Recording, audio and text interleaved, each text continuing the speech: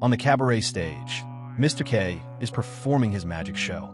His tricks are clever and well done, but sadly, the audience doesn't seem interested and ignores him. A while later, Mr. K arrives at a lonely hotel far from town, where the manager's dog growls as soon as it sees him. He is supposed to perform at a cafe the next morning, but the manager refuses to give him directions until he finishes checking in. She leads him to his room and carefully explains all the house rules. In the hallway, Mr. K spots a young boy peeking from the corner. He shows him a small trick that makes a butterfly appear, but the child runs away when the manager gives K a harsh look. Back in his room, Mr. K tries to relax, but he is startled to see a pair of legs sticking out from under the bed. When he looks closer, an old man is staring back at him. The man silently crawls out and walks away. Soon after, Mr. K hears a sound coming from the wardrobe. When he opens it, he finds a maid hiding inside. She quickly leaves without saying a word.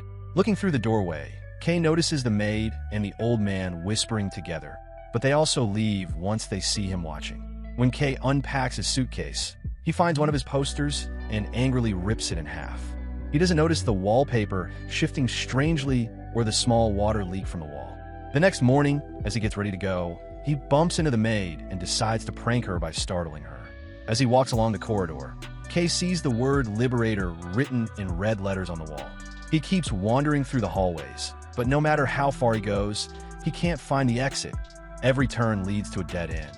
Suddenly, strange noises come from the pipes, which begin to shake. Soon, the whole building trembles, the lights flicker, and the unsettling noise echoes through the walls. Small doors in the walls suddenly open, and a group of musicians steps out, playing their instruments very loudly. They march straight toward Mr. K, who panics and runs away, terrified by the noisy band chasing him. He finds a staircase and hurries to the next floor, but the musicians follow him there as well. An old woman opens her door to check the commotion, and K quickly slips inside to hide. He shuts the door and realizes there are two elderly ladies in the room. Before he can say anything, he faints. When Mr. K wakes up, he is lying on their couch. The two women introduce themselves and kindly offer him some coffee. They are excited to learn that K is a magician and eagerly ask if he can cut people in half as part of his act. Feeling awkward, K says he needs to leave. The sisters then show him the floor map. He finds that "You are here, Mark," but still cannot see any exit. The sisters explain that they haven't left the hotel in many years because the stairs are too difficult for them, and they already have everything they need inside. They apologize for not being able to help and suggest that K should visit the Oracle. Before leaving, Mr. K thanks them by performing a trick that makes a flower appear. After walking through more corridors, the lights flicker again, and Mr. K sees a group of kids running around. He notices Melinda moving from one room to another and tries to follow her to ask for help, but the door she enters is locked. While he's distracted, the children snatch one of his suitcases and run off. Mr. K hurries after them, but when he opens the door, they disappear into it. It's only a closet. At that moment, the band appears at the far end of the hallway, and two waiters rush straight into the closet. Curious, Mr. K follows them inside and suddenly finds himself in a large room with the band. He is spotted by Gaga, who cheerfully calls him a new guest and pulls him to sit at the main table. K is worried about his missing suitcase, so Gaga sends someone to look for the kids while the waiters keep offering him food. Whenever he tries to peek into the other room, a man at the table keeps shifting his seat to block his view, all while going on and on about how wonderful Gaga is. Soon, Gaga returns without the suitcase. She begins talking about art and proudly explains that her musicians are on the tour of the century. After that, she prepares to take her bath, and the band pushes Mr. K out of the room as they leave. The hallway quickly fills with people, turning into complete chaos. Mr. K checks the time and realizes he has missed his performance. A waiter stumbles and suddenly places a tray in his hands. Right away, Melinda puts him in line with the other waiters and marches them down to the kitchen. She ties an apron on him, then pushes him into a busy assembly line where dozens of cooks are preparing dishes. Anton explains that Melinda is the head chef's daughter and tells Kay he's lucky to get this chance, since not everyone is accepted to work here. To prove he doesn't belong, Mr. K performs tricks with some eggs and even juggles them, but Melinda only reminds him to be on time for work the next day. When the shift ends, Kay is taken to a crowded bedroom where all the workers drink and collapse in a heap. That night, he had a strange dream about a wall cracking open and bleeding. The next morning, Anton wakes him. Kay is shocked to find he's wearing old worker's clothes instead of his fine suit. So Anton steals Pan from another man for him. Back in the kitchen, Mr. K hears strange sounds coming from the pipes, but Anton shrugs it off, saying the water system has been causing problems lately. Frustrated, Mr. K tries to leave the kitchen, but Melinda suddenly pulls him into the storeroom. She pushes him against the shelves and forces herself on him. Afterward, Mr. K is brought before the head chef, who makes him sit through a long lecture about eggs. The chef offers him a drink, saying he likes Kay's talent and may one day share all his cooking secrets with him.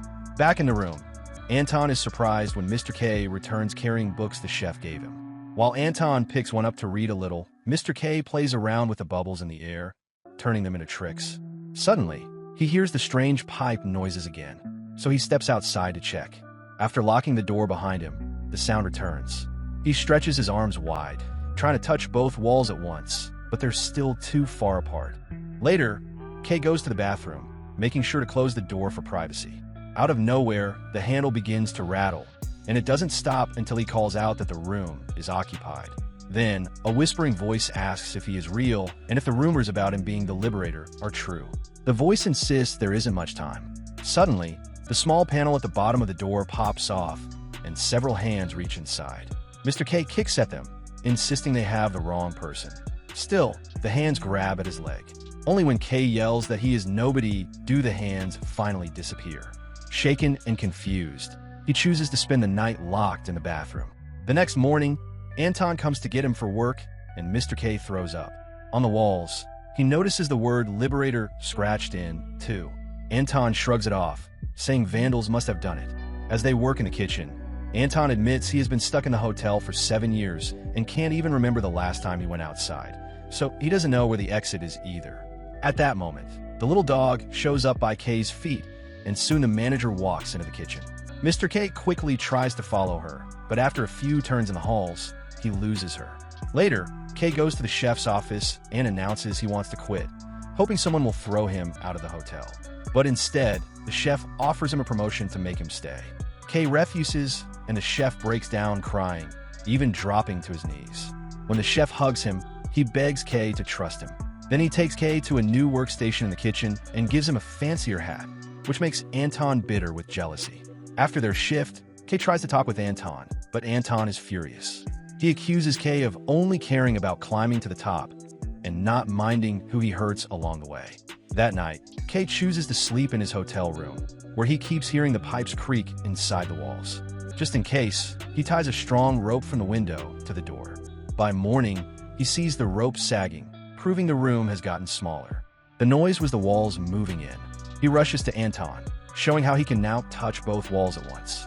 Anton doesn't believe him, but when they reach the kitchen, they find pure chaos because of the shrinking space.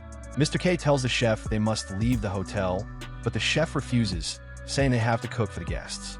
This makes Kay lose control. He yells and climbs on the table to warn the staff about what's happening. The workers bang their pans while Kay jumps from table to table, shouting that their lives mean nothing. Suddenly, the chef clutches his chest in pain, stumbling, but still manages to order the staff to throw Kay out. They push him into the hallway and lock the kitchen door behind him. Kay then goes to search for the sisters and notices all the guests dumping furniture into the corridor since their rooms have grown too small. He helps the sisters move out their couch, and they talk about the presence of something divine in the hotel. After that, they return to their room and play loud music while singing together. When Kay returns to his room, he finds a map hidden in a drawer. The pipe noises grow stronger, rattling the walls. The band marches in the hallway with Gaga.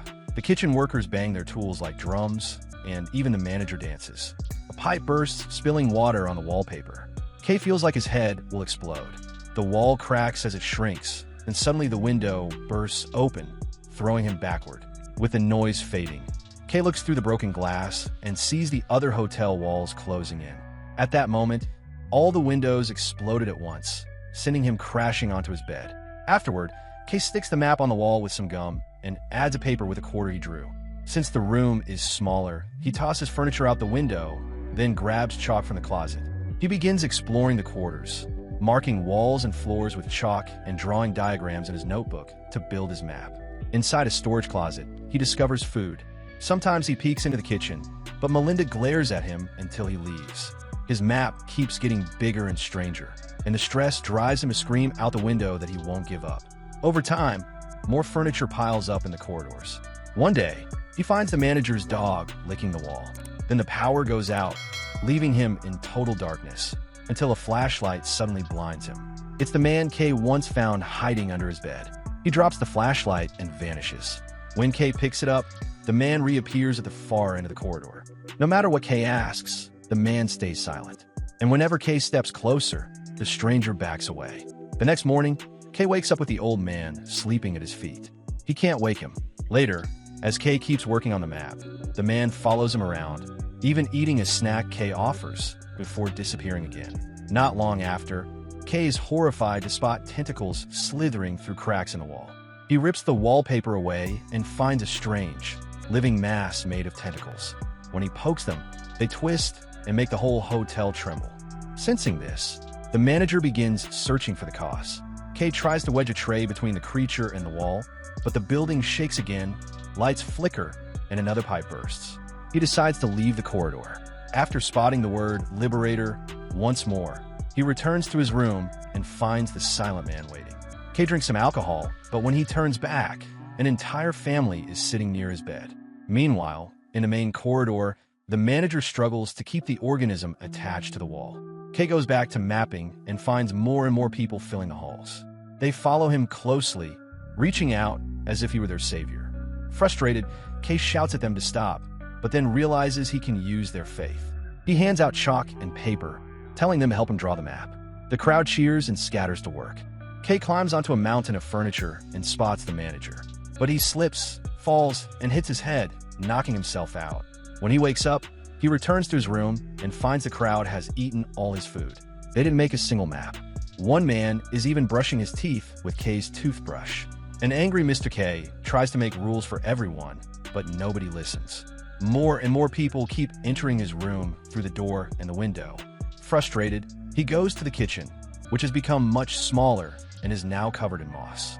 The workers are drinking as usual. Anton suddenly shows up behind Kay and tells him to come in, saying they can just act like nothing is wrong. But Kay refuses to live in denial. Anton argues that Kay's truth isn't any better than his. When Kay tries to return to his room, he can't get in because too many people are sleeping against the door. With no choice, he sleeps in the corridor, where the hotel even drops wallpaper over him like a blanket. In the morning, Kay wakes up to a phone ringing. He runs into his room, only to see another guest who has already answered and hung up. Kay loses control and grabs the man, shaking him and shouting that he ruined everything. The others pull him away as he yells. They accuse Kay of lying to them, saying he gave them false hope since he hasn't found the exit.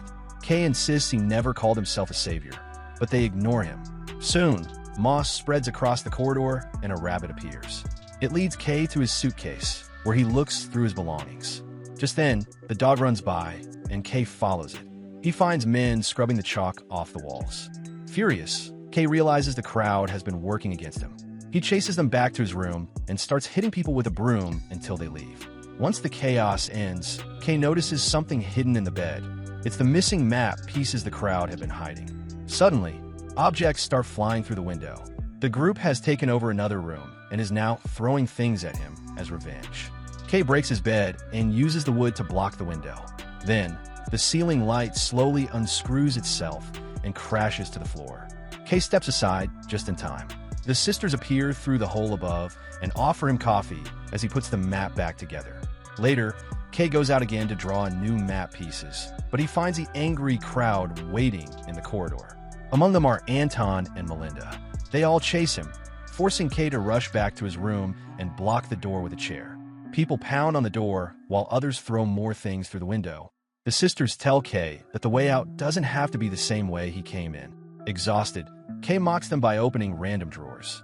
But when he moves the wardrobe, he's shocked to see the tentacle creature behind it. The organism has created a slimy tunnel, which the sisters describe as both magnificent and terrifying. Kay decides to take the risk, but the sisters refuse to go with him. Nervous yet determined, he crawls inside the disgusting tunnel. At the end, he finds a thin membrane blocking the exit. When he touches it, A strange squid-like creature on the other side makes a sound. Kay asks what it wants and tries to feel what it feels. He learns the creature is exhausted and won't survive much longer. Kay believes it deserves freedom. Meanwhile, the crowd breaks into his room and enters the tunnel. They hear the creature and mistake it for an oracle, falling to their knees in prayer. But as more people push inside, their weight causes the creature great pain. The hotel shakes violently. The manager bursts into the room, pulling people out in desperation. She tries to stop Kay, calling him a murderer, but Kay ignores her, pushing through the membrane until the creature is released and everything goes dark. Suddenly, Kay finds himself floating in water. The creature surrounds him, grabs his leg, and drags him toward a bright light above. Please subscribe and like this video. Thanks for watching. Love you all.